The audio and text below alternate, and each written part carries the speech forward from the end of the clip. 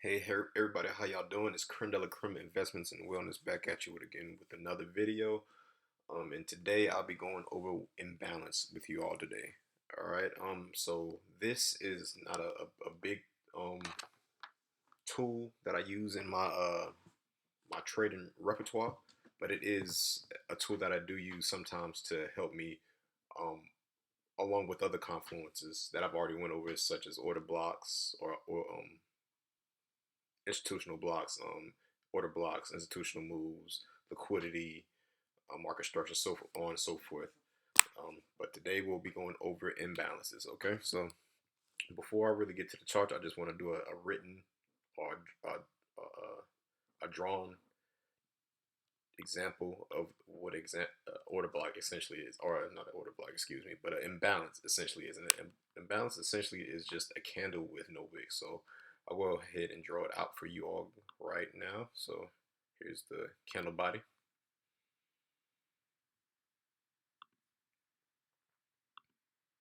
We just have a wick here. This represents wicks. Not centered, but I pretty much get the picture.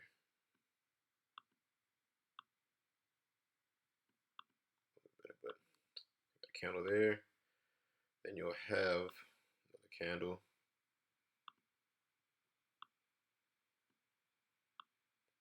The end.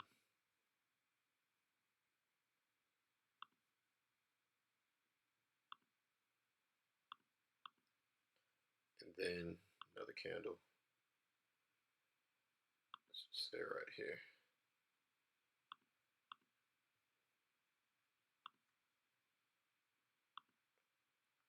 All right. In this area, this little space with no wicks is essentially the imbalance right there. Be the imbalance in this specific example. Area right between these lines.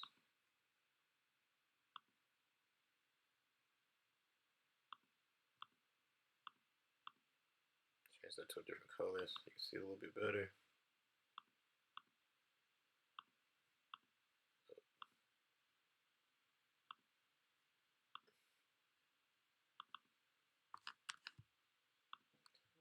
Yep, right there would be the imbalance. Okay, so we'll go over to the chart. So here's an imbalance right in front of my diagram right here. So go ahead and delete all this. Go ahead and take a screenshot, a picture of that to kind of get a visual representation of what an actual imbalance is. An imbalance is pretty much a gap. Imbalance is all essentially the same thing. Pretty much just a slip in orders where the market usually has to come back to or go to. And I usually use imbalances, this extra confirmation when I use them with an order block and institutional move. But I usually just use them as targets or area of interest to look for wyckoff. So here for say, this is actually a live chart on a daily time frame. So if I was actually trading GJ right now, I'd probably look for the market to come back until this imbalance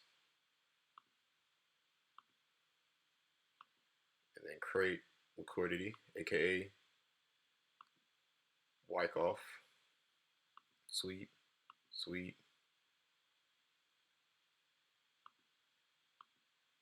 and take off.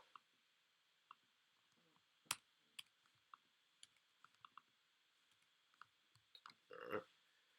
Let's go ahead and look for some more examples of imbalance. See, this would be imbalance right here as well. Right here. Right here. Between those two black lines, imbalance. Continue looking around, giving y'all live examples. Just haven't even pre-recorded any of this to be imbalance right here. Get rid of this one so you can see it better. Right there. So this is even extra confirmation because it slipped once and slipped again and still left a gaping imbalance right there to come back to. So that'd actually be a really good area to buy at. GJ.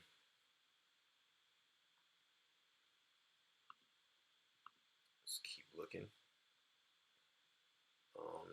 Went to multiple time frames. Actually, I'll just stay on the daily to make it easier.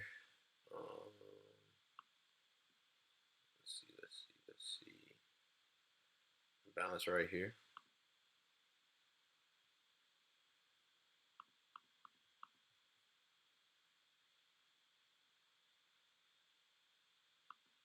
Right here.